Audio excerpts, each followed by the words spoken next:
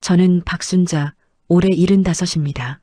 3년 전 남편을 떠나보낸 뒤 경기도의 작은 도시에 있는 아파트에서 혼자 살고 있었죠.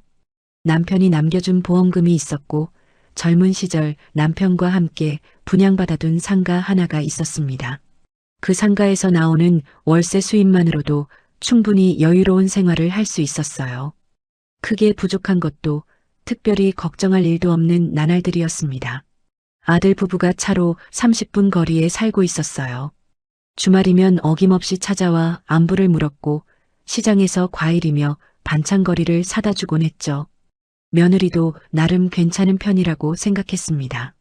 결혼 초기엔 서먹했지만 시간이 지나면서 조금씩 가까워졌다고 느꼈거든요. 저는 평소 건강한 편이었어요. 동네 친구들과 가끔 등산도 가고 시장도 다니고 집 근처 공원에서 산책도 즐겼습니다.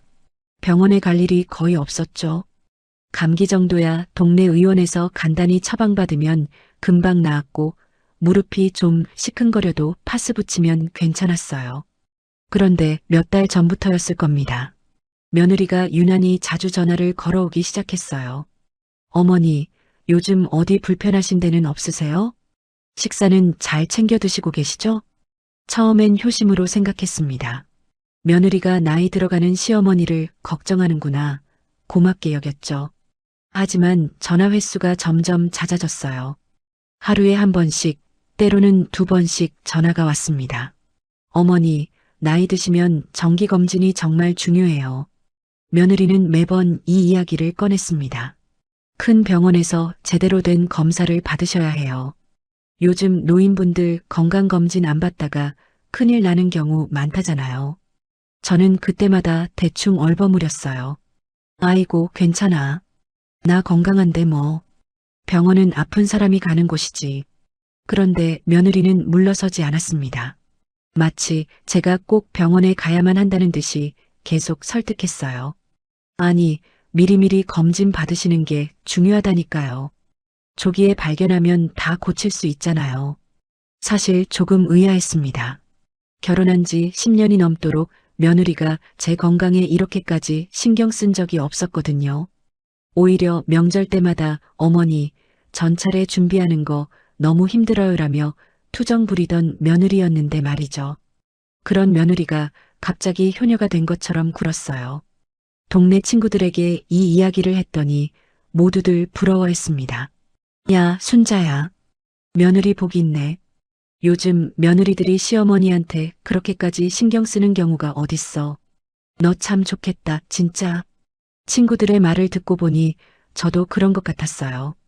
그래, 며느리가 진심으로 날 걱정하는구나. 혹시 제가 며느리를 오해한 건 아닐까 싶기도 했죠. 어느 날은 며느리가 아들까지 시켜서 전화를 걸어오게 했습니다. 엄마, 며느리 말이 맞아요. 한번 큰 병원에서 종합검진 받아보시는 게 어때요? 저희가 비용 다 부담할게요. 아들까지 나서니 거절하기가 어려웠어요. 알았어, 알았어. 생각해 볼게. 저는 그렇게 대답했지만 사실 병원 갈 생각은 없었습니다. 멀쩡한 몸으로 하루 종일 병원에서 이것저것 검사받는 게 귀찮았거든요. 하지만 며느리의 전화는 멈추지 않았어요. 어머니, 검진 예약 잡으셨어요? 제가 좋은 병원 알아봤는데 다음 주에 예약 가능하대요. 저는 점점 압박감을 느끼기 시작했습니다. 왜 이렇게까지 병원을 가라고 하는 걸까? 혹시 며느리가 제 몸에서 뭔가 이상한 걸 느낀 건 아닐까? 그런 생각도 들었어요. 그러다 문득 며느리가 최근에 했던 다른 말들이 떠올랐습니다. 어머니, 요즘 보험료가 너무 많이 나가시는 거 아니에요? 제가 한번 정리해 드릴까요? 수익자 같은 것도 정리하시면 나중에 편하실 거예요. 그때는 대수롭지 않게 넘겼는데 지금 생각해 보니 좀 이상했어요. 왜 갑자기 보험 이야기를 꺼냈을까? 하지만 저는 그냥 며느리가 집안 살림에 관심을 갖는 거라고 생각했습니다. 결혼한 여자로서 당연한 일이라고 여겼죠. 그렇게 며느리의 갑작스러운 관심과 걱정 속에서 저의 평온했던 일상은 조금씩 흔들리기 시작했습니다. 그때 제가 알았어야 했는데 며느리의 그 친절 뒤에 어떤 의도가 숨어 있는지. 하지만 저는 몰랐습니다. 며느리를 의심할 이유가 전혀 없었으니까요. 아직은 모든 게 평범한 일상처럼 느껴졌어요. 다만 며느리의 전화가 조금 잦다는 것, 병원 검진을 유난히 강조한다는 것 정도가 약간 신경 쓰일 뿐이었죠. 그때의 저는 앞으로 어떤 일이 벌어질지 상상조차 하지 못했습니다. 며느리의 전화 공세는 어느 날 갑자기 다른 방향으로 바뀌었습니다. 어머니, 제가 좋은 영양제 알아봤어요. 주말에 아들 부부가 찾아왔을 때였죠. 며느리는 큰 쇼핑백을 들고 왔어요. 어머니 건강을 위해서 제가 특별히 준비했어요. 쇼핑백 안에는 각종 약병들이 가득 들어 있었습니다. 하얀색, 파란색, 노란색 뚜껑의 약병들이 10개도 넘었어요. 이건 혈액순환에 좋고요. 이건 뼈 건강에 좋대요. 며느리는 약병 하나하나를 꺼내며 설명했습니다. 이건 아침에 드시고, 이건 점심 먹고 나서 드세요. 이건 자기 전에 드시는 거예요. 테이블 위에 약병들이 줄지어 놓이는 모습을 보니 왠지 부담스러웠어요. 아이고, 이렇게까지 안 해도 되는데. 저는 사양하려 했습니다. 아니에요, 어머니. 나이 드시면 영양제 꼭 챙겨 드셔야 해요. 며느리는 단호했어요. 제가 일주일치씩 미리 정리해 드릴게요. 며느리는 작은 약통까지 준비해 왔더군요. 요일별로 구분된 칸이 있는 약통이었습니다. 월요일, 화요일, 수요일. 각 칸마다 여러 알의 약을 넣기 시작했어요. 어머니, 이거 하나만 잘 챙겨 드시면 돼요. 아침, 점심, 저녁으로 나눠서 드세요. 며느리의 손놀림은 빨랐습니다. 마치 간호사처럼 능숙하게 약을 분류하더군요. 그리고 제가 전화로 확인할 거예요. 꼭 드셨는지요? 며느리는 웃으며 말했지만 그 웃음이 왠지 조금 이상했어요. 너무 자기적이랄까 억지스럽게 느껴졌습니다.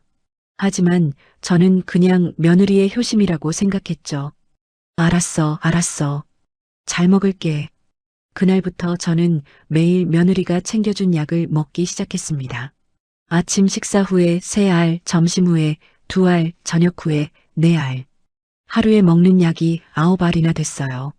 며느리는 정말로 전화로 확인했습니다. 어머니, 오늘 아침 약 드셨어요? 점심 약은요?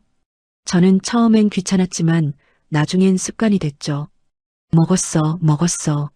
걱정 마. 며느리가 만족스러워하는 목소리로 대답했습니다. 잘하셨어요, 어머니. 꾸준히 드시는 게 중요해요. 그렇게 한 달이 지났습니다. 처음엔 별다른 변화가 없었어요. 그런데 2달째 접어들면서부터였을까요? 몸이 조금씩 이상해지기 시작했습니다. 아침에 일어나면 머리가 어지러질했어요. 평소엔 아침 일찍 일어나 공원 산책을 다녀오곤 했는데 이제는 일어나기가 힘들었죠. 침대에서 몸을 일으킬 때마다 현기증이 났습니다. 계단을 오를 때도 숨이 차고 다리에 힘이 없었어요. 나이 먹으니까 체력이 떨어지나 보네. 저는 혼자 중얼거렸습니다. 하지만 이상한 건 그뿐만이 아니었어요. 가끔 식은땀이 흐르고 손이 떨릴 때가 있었습니다. 밥을 먹다가 갑자기 기운이 빠지는 느낌도 들었죠. 동네 친구들과 만났을 때 친구들도 알아챘어요. 야, 순자야.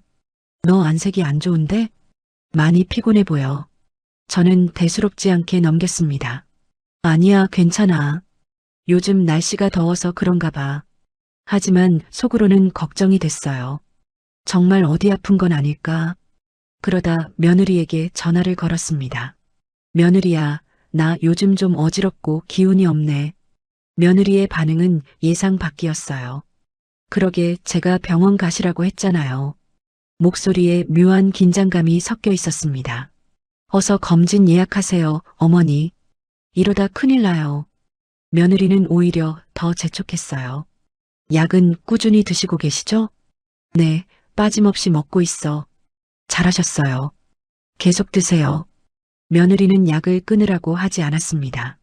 오히려 계속 먹으라고 강조했죠. 그 약들이 어머니 몸을 지켜주는 거예요. 그런데 뭔가 먹고 나서 더 안 좋아진 것 같은데 제가 조심스럽게 말했습니다. 그건 명연 반응이에요, 어머니. 며느리는 자신 있게 대답했어요. 좋은 약일수록 처음엔 그럴 수 있어요. 조금만 참고 드시면 나아질 거예요. 저는 며느리 말을 믿었습니다. 며느리가 저를 해칠 리 없다고 생각했으니까요. 그렇게 또 한 달이 지났어요. 증상은 더 심해졌습니다. 어지러움은 하루에도 몇 번씩 찾아왔고 가끔 눈앞이 캄캄해질 때도 있었죠. 한 번은 화장실 가다가 휘청거려서 벽을 잡은 적도 있었습니다. 며느리에게 다시 전화했어요. 며느리야, 나 정말 이상해.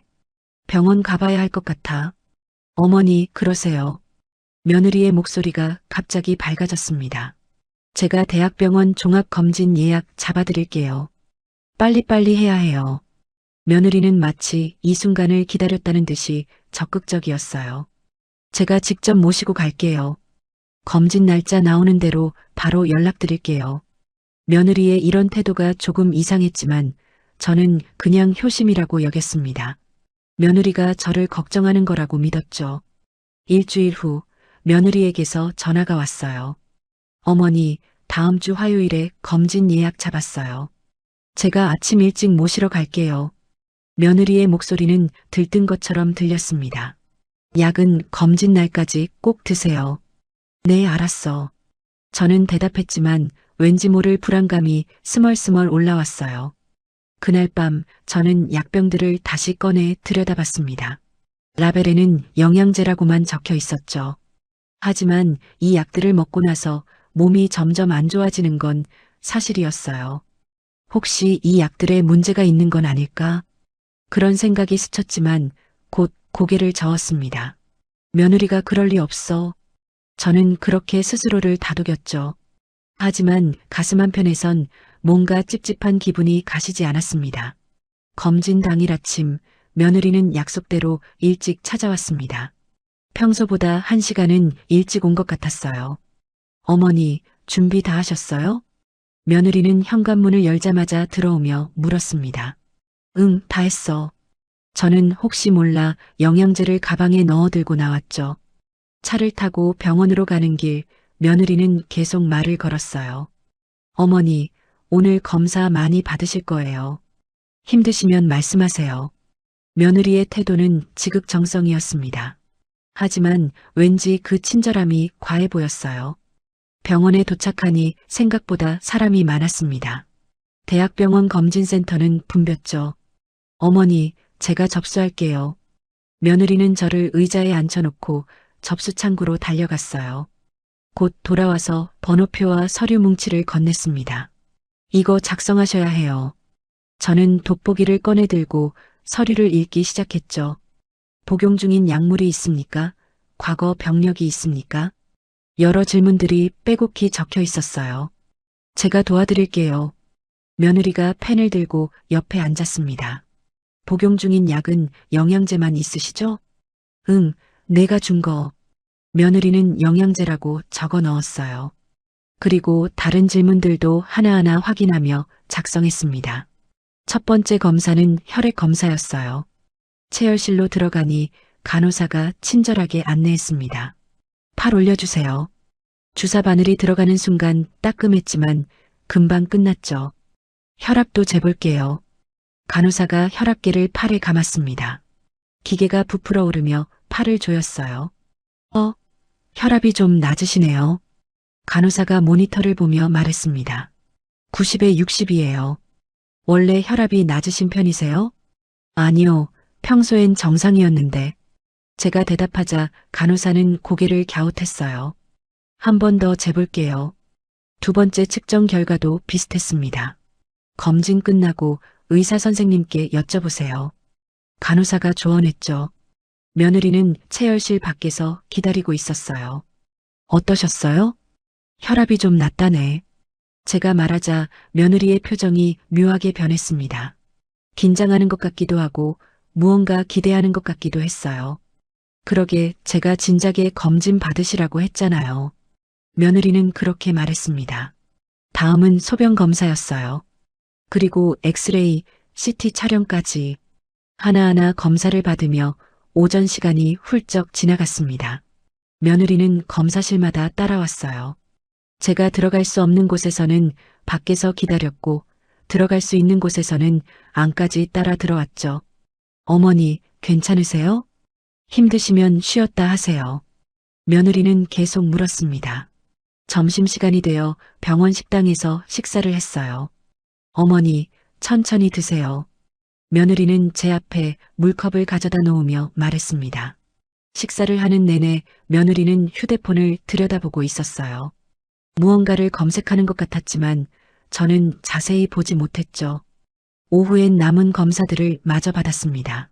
초음파 검사, 심전도 검사까지 모든 검사가 끝나고 나니 오후 4시가 넘어 있었어요. 이제 내과 선생님 상담만 받으시면 돼요. 안내 데스크 직원이 말했습니다. 잠시만 기다리시면 호출해 드릴게요. 저와 며느리는 대기실 의자에 앉았어요. 며느리는 여전히 휴대폰을 보고 있었습니다. 화면을 흘끗 봤는데 뭔가 글자들이 빼곡히 적혀 있었어요. 하지만 제 눈이 침침해서 자세히 읽을 수는 없었죠. 박순자님, 3번 진료실로 들어오세요. 스피커에서 제 이름이 불렸습니다. 며느리가 벌떡 일어났어요. 어머니 가요. 진료실 문을 열고 들어가니 젊은 남자 의사가 앉아 있었습니다. 안녕하세요. 앉으세요. 의사는 모니터를 보며 인사했어요. 저와 며느리는 나란히 의자에 앉았습니다. 오늘 검사 결과 다 나왔습니다. 의사가 화면을 넘기며 설명하기 시작했어요. 전체적으로 건강하신 편입니다. 나이에 비해 장기 상태도 양호하고요. 저는 안도의 한숨을 쉬었습니다. 간 수치도 정상이고 신장 기능도 괜찮으세요. 폐도 깨끗하고 심장도 문제 없습니다. 의사는 계속 긍정적인 이야기를 했어요. 며느리는 옆에서 가만히 듣고 있었습니다. 표정이 조금 굳어 보였죠. 다만 한 가지, 의사가 다시 화면을 들여다봤어요. 혈압이 평소보다 낮게 나왔네요. 그리고 혈당도 약간 낮은 편이고요. 의사가 저를 쳐다봤습니다. 혹시 현재 복용 중인 약이 있으신가요? 그때였습니다. 저는 며느리가 준 약들을 떠올렸어요. 네, 영양제 먹고 있어요. 영양제요? 어떤 종류인데요? 의사가 관심을 보였습니다. 며느리가 사다 준 건데. 저는 며느리를 쳐다봤어요. 어떤 약인지 가져오신 게 있으면 보여주시겠어요? 의사가 물었습니다. 네, 있어요. 저는 가방을 뒤져 약병들을 꺼냈어요. 하나, 둘, 셋. 테이블 위에 약병 6개를 올려놓았습니다. 의사는 약병들을 하나씩 집어들었어요. 라벨을 읽고 뚜껑을 열어 안을 들여다보더니 갑자기 표정이 변했습니다. 눈썹이 찌푸려지고 입술이 굳어졌어요. 잠시만요. 의사는 다른 약병도 열어봤습니다. 그리고 다시 한번 라벨을 꼼꼼히 읽었죠. 의사가 작게 중얼거렸습니다. 그 순간 진료실 안의 공기가 무거워지는 게 느껴졌어요. 뭔가 잘못된 게 분명했습니다. 의사의 얼굴이 점점 심각해지고 있었으니까요. 저는 가슴이 두근거리기 시작했어요. 며느리는 옆에서 손을 꼭 쥐고 있었습니다. 의사는 약병을 책상 위에 내려놓고 다시 한번 찬찬히 살펴봤습니다. 손가락으로 라벨을 짚으며 뭔가를 확인하고 있었어요. 저는 숨을 죽이고 지켜봤죠. 의사의 표정이 점점 더 굳어지는 게 보였습니다. 이쪽으로 잠시 와보시겠습니까? 의사가 며느리만 손짓했어요. 며느리는 당황한 듯 자리에서 일어났습니다. 의사는 진료실 한쪽 구석으로 며느리를 데려갔어요. 저는 의자에 앉은 채로 두 사람을 바라봤습니다. 의사가 낮은 목소리로 뭔가를 물었고 며느리가 고개를 끄덕이며 대답하는 게 보였어요. 하지만 거리가 멀어서 무슨 대화를 나누는지는 들리지 않았습니다. 의사의 표정은 계속 심각했어요. 며느리는 손을 마구 흔들며 뭔가를 설명하고 있었죠. 1분쯤 지났을까요? 의사가 고개를 저으며 다시 제 쪽으로 돌아왔습니다. 며느리도 따라왔지만 얼굴이 창백해져 있었어요. 어르신, 의사가 저를 똑바로 쳐다보며 말했습니다. 혹시 고혈압이나 당뇨병이 있으십니까? 아니요, 전혀 없어요. 저는 자신 있게 대답했어요. 평생 혈압약이나 당뇨약 먹어본 적이 없었으니까요. 검진 기록을 봐도 혈압과 혈당이 정상 범위였나요? 네, 맞아요. 3년 전 검진 때도 다 정상이었어요. 의사는 심호흡을 했습니다. 그리고 천천히 입을 열었어요. 어르신, 이 약들은 일반 영양제가 아닙니다. 저는 순간 귀를 의심했어요. 영양제가 아니라고요? 무슨 말씀이세요? 제가 물었습니다. 의사는 약병 하나를 들어 보이며 설명했어요. 이건 암로디핀이라는 혈압약입니다. 고혈압 환자들이 먹는 약이죠. 그리고 다른 약병을 들었어요. 이건 메트포르민, 당뇨약이에요. 혈당을 낮추는 약입니다. 저는 머릿속이 하얗게 변했습니다. 혈압약? 당뇨약? 이것도 이뇨제고 이것도 혈압약의 일종이에요. 의사는 약병들을 하나씩 짚으며 설명을 이어갔어요. 전부 처방전이 있어야 구할 수 있는 약들입니다. 제 손이 떨리기 시작했어요.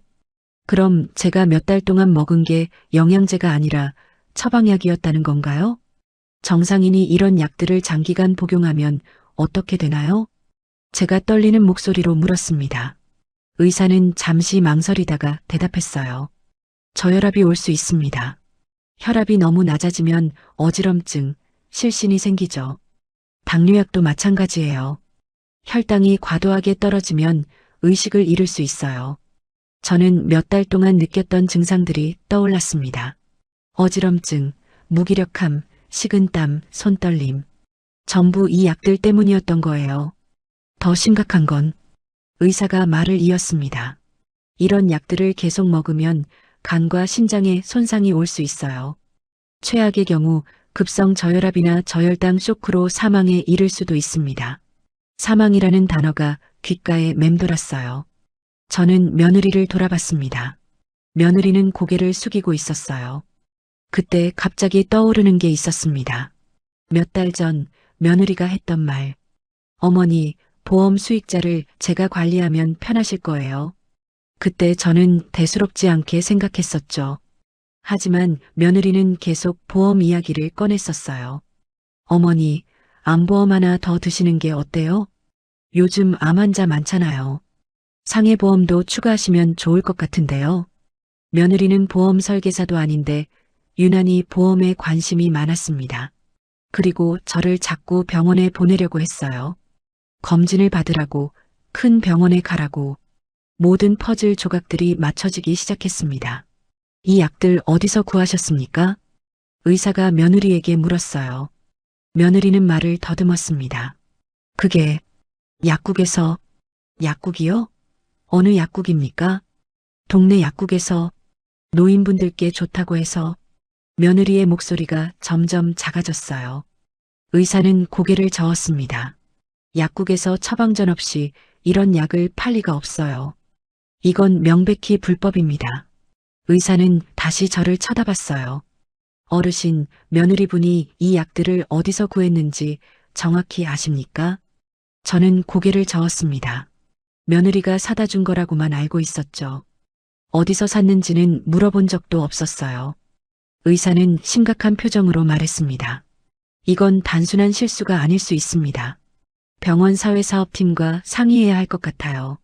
며느리가 벌떡 일어났습니다. 오해예요, 선생님. 저는 정말 몰랐어요. 며느리의 목소리가 떨리고 있었어요. 약국에서 영양제라고 해서 산 거예요. 진짜 어머니 건강 생각해서 산 거라고요.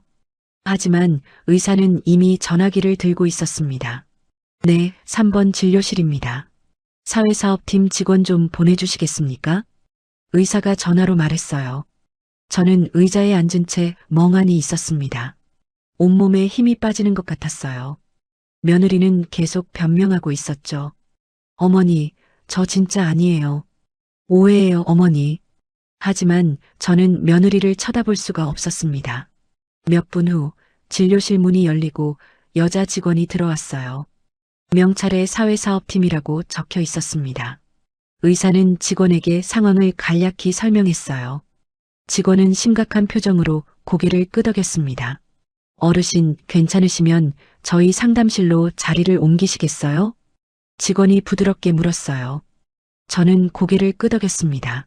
며느리도 따라 일어났지만 다리가 휘청거렸어요. 상담실로 가는 복도가 끝없이 길게 느껴졌습니다.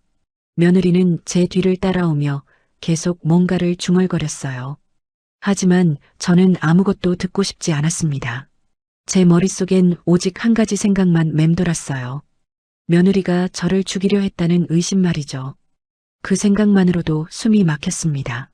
상담실 문이 열렸고 저는 천천히 안으로 들어갔어요. 이제 무슨 일이 벌어질지 저는 알 수 없었습니다.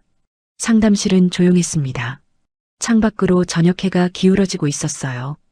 사회사업팀 직원이 저와 며느리를 의자에 앉게 했습니다. 어르신, 일단 진정하시고 천천히 이야기 나눠보시죠. 직원이 물 한 잔을 건넸어요. 저는 물을 한 모금 마셨습니다. 목이 바짝 말라 있었죠. 며느리는 옆에서 손수건으로 눈물을 닦고 있었어요. 정말 오해예요. 저는 진짜 몰랐어요.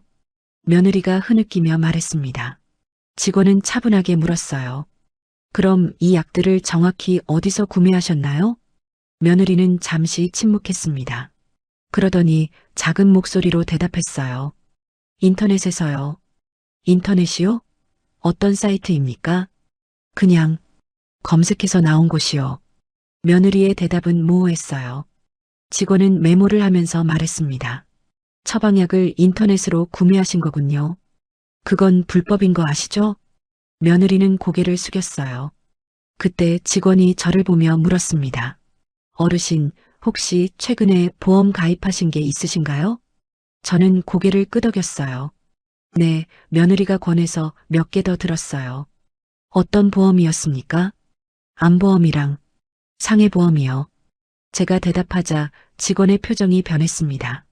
언제 가입하셨죠? 석 달 전쯤이요. 직원은 다시 메모를 했어요. 그리고 며느리를 쳐다봤습니다. 보험 수익자는 누구로 되어 있습니까? 며느리는 대답하지 않았어요. 저는 그제야 떠올랐습니다. 며느리가 그때 했던 말. 어머니, 수익자를 저로 하시면 나중에 처리가 편해요. 아들은 회사 일 바쁘니까 제가 관리할게요. 저는 그 말을 믿고 수익자를 며느리로 바꿨었어요. 기존에 갖고 있던 보험도 전부요. 며느리로 되어 있어요. 제가 대신 대답했습니다. 직원은 심각하게 고개를 끄덕였어요.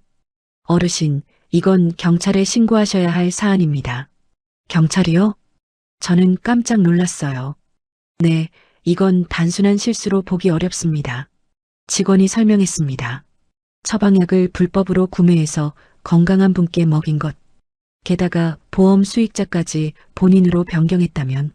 직원은 말을 흐렸지만 저는 알 수 있었어요. 며느리가 무슨 짓을 하려 했는지. 며느리가 갑자기 소리쳤습니다. 아니에요. 저는 그런 생각 없었어요. 정말 어머니 건강 생각해서 한 거라고요. 하지만 목소리에 확신이 없었어요. 오히려 다급함만 묻어났죠. 저는 며느리를 똑바로 쳐다봤습니다. 며느리야. 제가 조용히 불렀어요.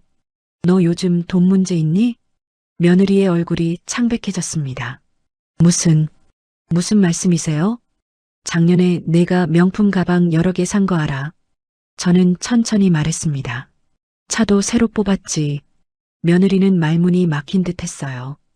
혹시 빚이 있니? 제가 다시 물었습니다. 며느리는 고개를 저었지만 눈빛이 흔들렸어요.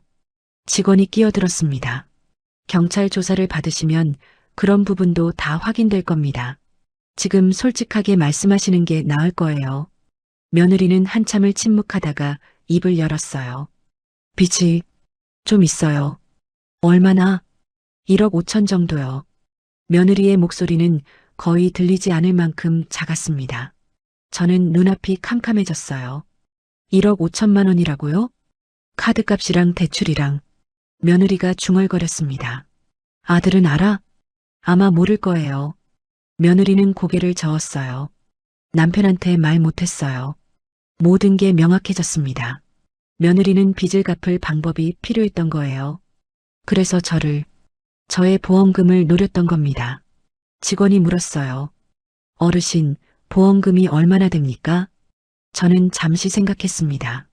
남편이 남긴 보험, 제가 든 보험, 최근에 추가한 보험까지 전부 합치면 3억 정도 될 거예요. 며느리는 얼굴을 손으로 가렸습니다. 직원은 한숨을 쉬었어요. 어르신, 정말 경찰에 신고하시는 게 좋겠습니다. 이건 사기이자 살인미수에 해당할 수 있어요. 살인미수라는 단어가 가슴에 꽂혔습니다. 며느리가 저를 죽이려 했다는 거, 몇 달 동안 저를 속이고 독약을 먹이고 죽기를 기다렸다는 거, 제 손이 부들부들 떨렸어요. 며느리야, 너 정말. 저는 말을 잇지 못했습니다. 며느리는 계속 울고 있었죠. 죄송해요, 어머니. 죄송해요. 하지만 그 사과가 진심인지 알 수 없었어요. 직원은 전화기를 들었습니다. 경찰서에 연락드리겠습니다. 어르신 동의하시죠? 저는 고개를 끄덕였어요. 이미 되돌릴 수 없는 지점을 지나온 것 같았습니다. 직원이 전화를 걸고 있을 때 저는 며느리를 다시 봤어요. 10년 이상을 며느리로 지낸 사람, 손주를 낳아준 사람. 하지만 그 사람이 저를 해치려 했다는 게 믿기지 않았습니다. 며느리는 여전히 고개를 숙이고 있었어요. 어깨가 들썩이며 울고 있었죠. 하지만 저는 더 이상 동정심이 들지 않았습니다. 그 눈물이 진짜인지 들킨 것에 대한 후회인지 알 수 없었으니까요. 30분쯤 지났을까요? 경찰이 도착했습니다. 제복을 입은 2명의 경찰관이 상담실로 들어왔어요. 신고 접수된 사건으로 왔습니다. 경찰관이 말했습니다. 직원이 상황을 설명했고 경찰관들은 심각한 표정으로 들었어요. 일단 약물부터 압수하겠습니다. 한 명의 경찰관이 비닐봉지에 약병들을 담았어요. 그리고 2분 모두 경찰서로 동행해 주셔야겠습니다. 며느리는 경찰관의 말에 얼굴이 하얗게 질렸어요. 저도 다리에 힘이 풀렸지만 어떻게든 일어섰습니다. 병원을 나서는 길 며느리는 제 팔을 붙잡았어요. 어머니, 제발이요. 한 번만 용서해 주세요. 저는 며느리의 손을 뿌리쳤습니다. 손때, 제 목소리는 차가웠어요. 경찰차에 타며 저는 창밖을 바라봤습니다. 어둑어둑해진 하늘이 보였죠. 오늘 아침만 해도 평범한 검진이라고 생각했는데 이렇게 끝날 줄은 몰랐습니다. 경찰차가 출발했어요. 저는 눈을 감았습니다. 아들에게 이 사실을 어떻게 말해야 할까? 그 생각에 가슴이 무너지는 것 같았어요. 경찰서에 도착했을 때는 밤 8시가 넘어 있었습니다. 형광등 불빛이 차갑게 느껴졌어요. 경찰관이 저와 며느리를 각각 다른 조사실로 안내했습니다. 어르신, 이쪽으로 오세요. 저는 좁은 조사실 의자에 앉았어요. 책상 너머로 여자 형사가 앉았습니다. 힘드시죠? 물 좀 드시겠어요? 형사는 친절했어요. 저는 고개를 끄덕이고 물을 받아 마셨습니다. 천천히 처음부터 말씀해 주시면 됩니다. 형사가 노트북을 켜며 말했습니다. 저는 며느리가 영양제를 사다 준 날부터 이야기하기 시작했어요. 형사는 중간중간 질문을 했습니다. 약을 먹고 나서 언제부터 증상이 나타났습니까? 2달쯤 지나서요. 며느리분이 보험 가입을 권유한 건 언제였습니까? 3달 전이요. 약 먹기 시작하기 직전쯤이었어요. 형사는 꼼꼼하게 기록했습니다. 조사는 2시간 가까이 이어졌어요. 옆 조사실에서는 며느리가 조사받고 있었습니다. 가끔 며느리 목소리가 새어나왔어요. 울음 섞인 목소리였죠.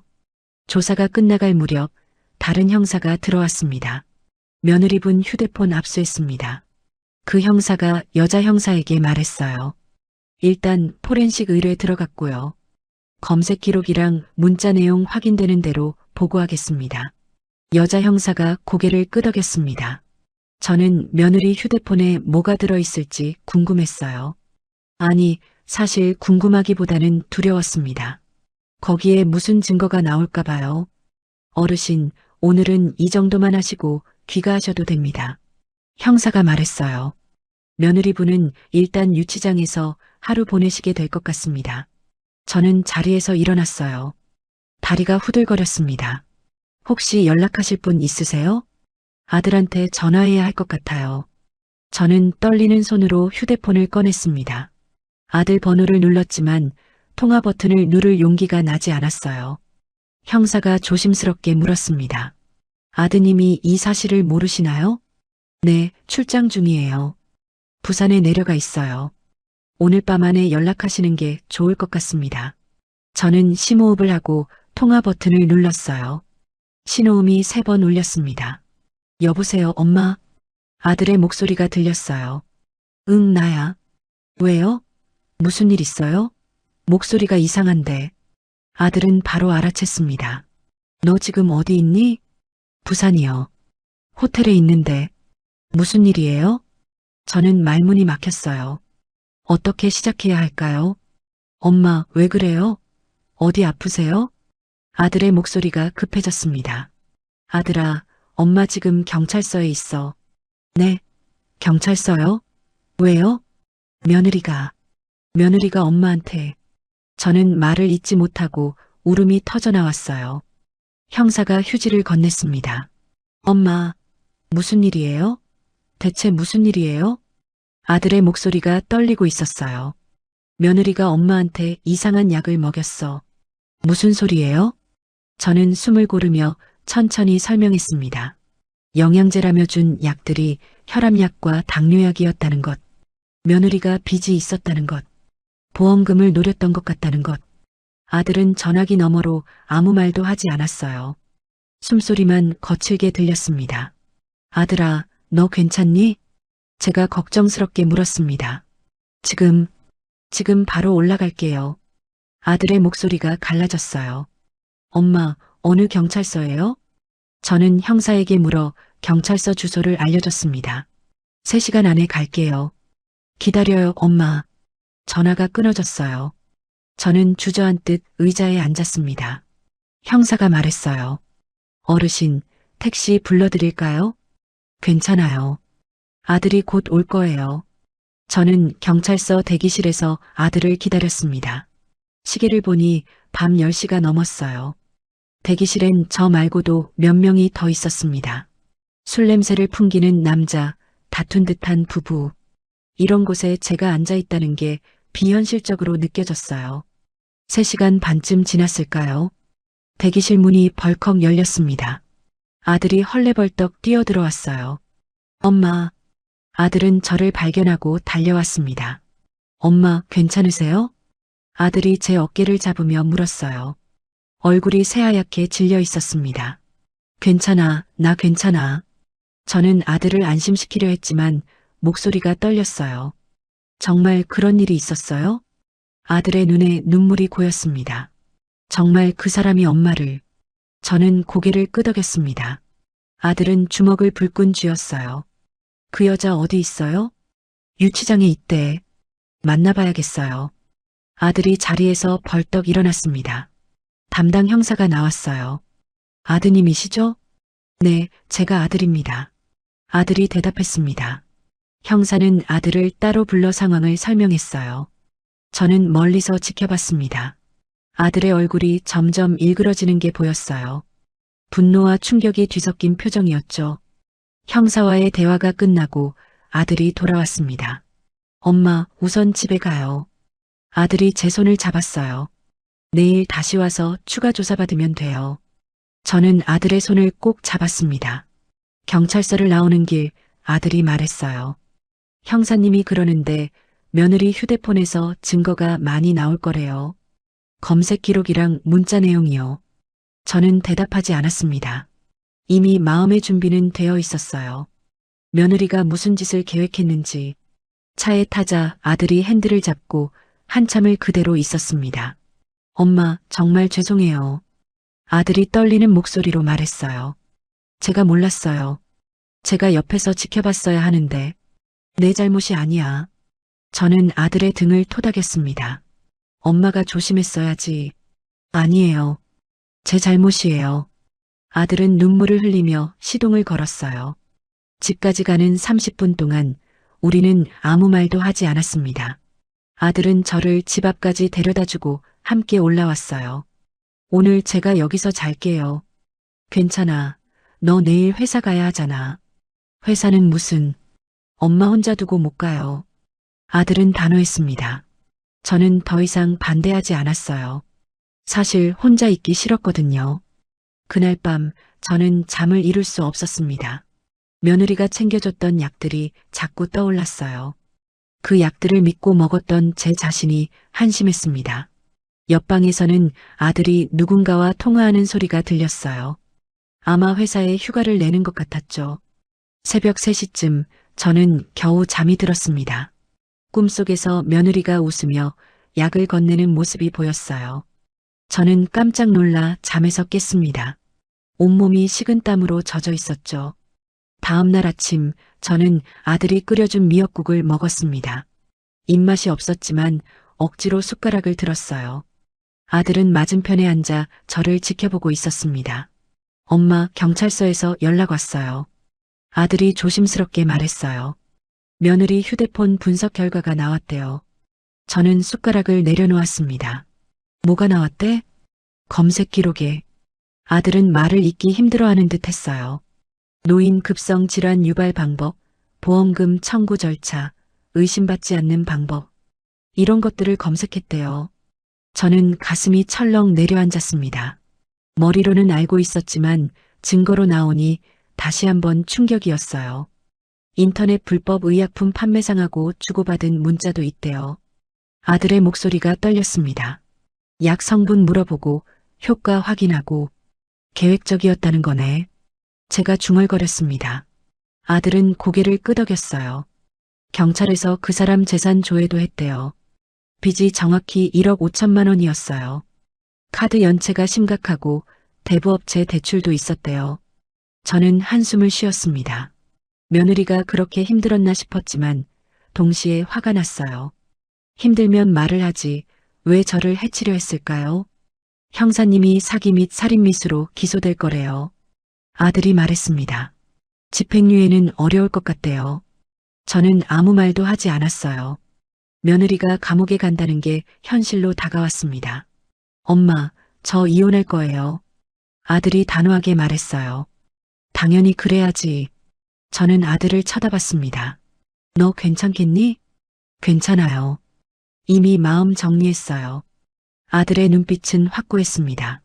그런 사람이랑은 하루도 더 못 살아요. 그날 오후 저는 보험회사에 전화를 걸었습니다. 수익자를 변경하고 싶은데요. 네, 고객님. 신분증 지참하시고 방문해 주시면 됩니다. 저는 아들과 함께 보험회사로 갔어요.